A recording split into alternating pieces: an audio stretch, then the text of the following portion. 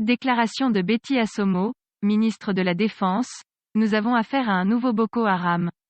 C'est l'objet d'un post de CamerounInfo.net sur son site. La suite, dans un instant.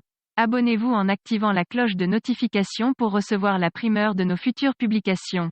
Le défi du Cameroun, indique le ministre, c'est d'adapter la stratégie des forces nationales de défense et de sécurité à cette nouvelle donne.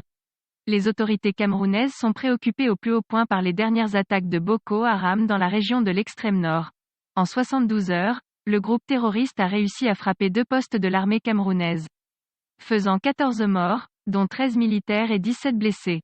Dans l'une et l'autre incursion, les insurgés ont pu replier vers leurs différentes bases situées dans l'état du Borno au sud-ouest du Nigeria voisin. Dépêché à Maroua par le président Paul Biya, le ministre délégué à la présidence en charge de la défense préside en ce moment une importante réunion de sécurité. À l'ouverture des travaux ce matin, Joseph Betty Assomo a reconnu que Boko Haram avait connu des mutations. Boko Haram était déjà bien affaibli au cours des dernières années et des derniers mois par nos forces de défense et de sécurité.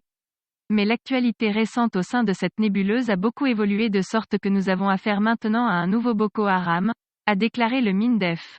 Interrogé par la CRTV Radio, la chaîne publique, professeur Saïbou Issa, spécialiste des questions de sécurité dans le Sahel, explique les changements intervenus au sein de Boko Haram.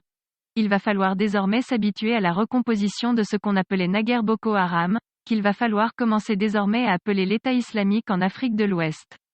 Cette reconfiguration remet entre les mains des affidés de l'État islamique MER le contrôle de la façade occidentale de notre frontière, c'est-à-dire l'espace qui jusqu'alors était occupé par les différentes factions Boko Haram, analyse l'universitaire. Pour lui, désormais, les attaques seront de plus en plus ciblées contre des symboles militaires et les instruments de l'État.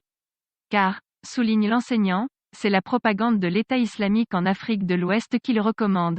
Veuillez prendre 3 secondes pour liker la vidéo et la partager.